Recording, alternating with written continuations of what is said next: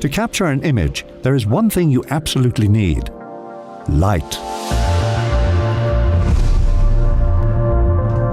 In the previous episodes of the exposure triangle, we learned how the aperture controls the amount of light let into the camera, and that ISO controls the gain or amplitude of the light. But there is one last mechanism involved: the shutter. But light isn't the only thing the shutter affects. It also plays a big role in how motion is captured. And not all motion looks the same. So, how does an image maker use the shutter to control light and motion? This is What is Shutter Speed? For a complete breakdown on exposure, you'll find a link to download our free ebook, Exposure: The Ultimate Guide, in the description. Be sure to give it a download now. So what is shutter speed and how does it work? Along with aperture and ISO, shutter speed is part of the exposure triangle. To understand this, let's recap how a camera captures light. Light enters the lens and passes through the aperture and lands on the film stock or digital sensor to create an image. In between the lens and the sensor is a barrier known as the shutter. The shutter's job is to block light from the sensor. The shutter opens for a predetermined amount of time before shutting. This repeats many times per second. The amount of time the shutter is open is known as the shutter speed, which is usually measured in fractions of a second. For example, a shutter speed of 1/50th lets in light for 1/50th of 1 second.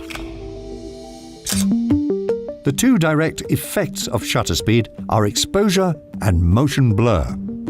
First, let's talk about exposure. The shutter controls how long the frame is exposed to light. The slower the shutter, the longer the frame is exposed to light, resulting in a brighter image. The faster the shutter, the less light reaches the frame, resulting in a darker image.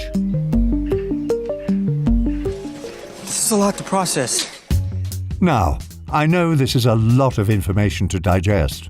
So, for a complete breakdown of the nuts and bolts, such as mechanical versus digital shutters, rolling versus global shutter, and the role of shutter angle, be sure to check out our companion article that will take you through this step by step. Next most commonly used angle, 180 degrees. Now when I spin this, you can very clearly see that we're now getting half the exposure that we did before. But for now, we will focus primarily on the different visual effects of shutter speed.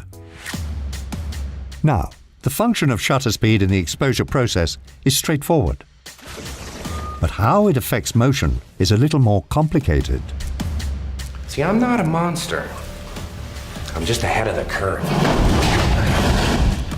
Every motion picture contains some level of motion blur.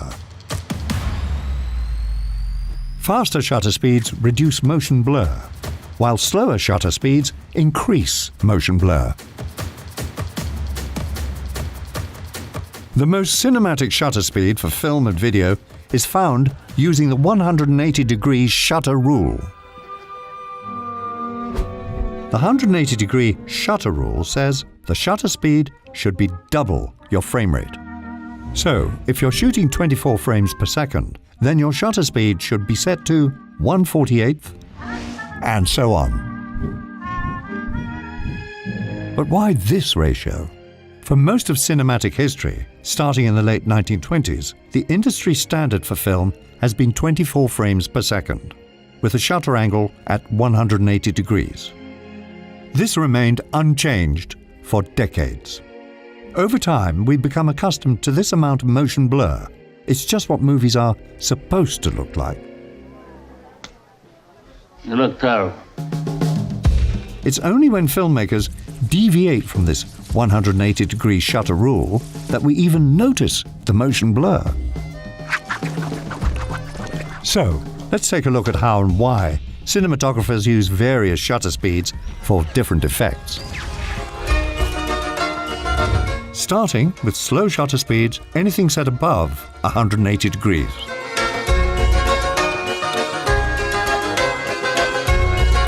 A slow shutter creates more motion blur, which has unique storytelling effects. For example, through a traumatic flashback. They come to his home in the afternoon looking for his business. They find his wife and kids in the house and decide to wait for Soze. In The Usual Suspects, cinematographer Newton Thomas Sigel shot this scene at 6 frames per second and a wide-open shutter. When played back at 24 frames per second, we see this motion as stuttering with a lot of smearing from the open shutter. He lets the last Hungarian go. He waits until his wife and kids are in the ground, and then he goes after the rest of the mob. God! Are you f***ing high? This was also used in The Wolf of Wall Street, as Jordan starts tripping on Quaaludes. Director of photography Rodrigo Prieto used a 360-degree shutter angle at 12 frames per second to increase the motion blur of the image. Pow! I mean, I had skipped the tingle phase and went straight to the drool phase. Tell me where you are. Don't These little bastards were so strong, I discovered a whole new phase, the cerebral palsy phase. However, if you're shooting at higher frame rates, the 180-degree shutter rule applies less. The Hobbit was famously shot at 48 frames per second, but needed a 270-degree shutter to compensate for a more natural motion blur. I shall inform the others. Inform the who? What? No, wait. We do not want any adventures here. Thank you. Not today.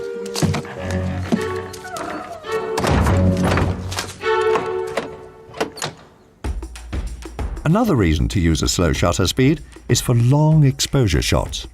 We've been talking about shutter speed in fractions of a second, but long exposures can last for minutes at a time. Picasso actually experimented with what are called light drawings by using a small light and a slow shutter.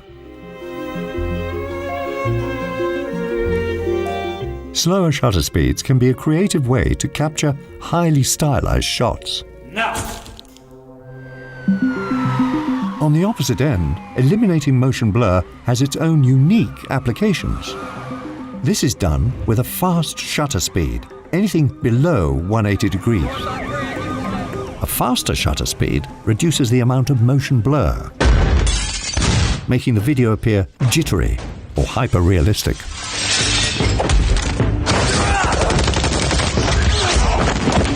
Cinematographers use fast shutter speeds stylistically to amplify intensity or realism. This is commonly used in scenes with a lot of action,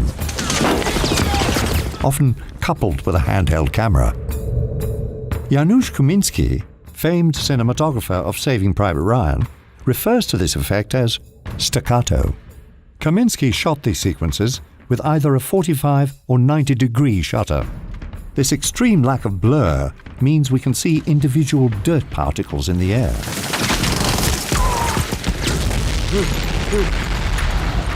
Creating a frenzied and chaotic visual experience. Kaminski also used the shutter for a different effect. By offsetting the timing of the shutter so that light hits the frame while it's moving, he was able to create these vertical streaking highlights.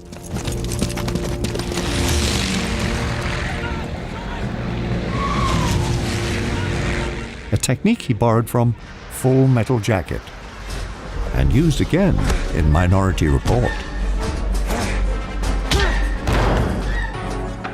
As we've discussed, there are certain filmmaking rules when it comes to using shutter speed to create a cinematic look. However, some of the best cinematographers break those rules to create something new. Mastering shutter speed and the exposure triangle as a whole will give you the tools necessary to best tell your story. And if you haven't yet, make sure to download our free ebook, Exposure: The Ultimate Guide, which breaks down the practical lighting scenarios and how each of the 3 settings work in combination. In the next episode of our exposure series, we'll put the entire exposure triangle to the test with a look at real-world scenarios and how to adjust your aperture, ISO, and shutter. What other shutter speed techniques are there? Share your favorites in the comments. We've got new content every week. Click subscribe and ring the bell to find out what we do next. See you in the next episode.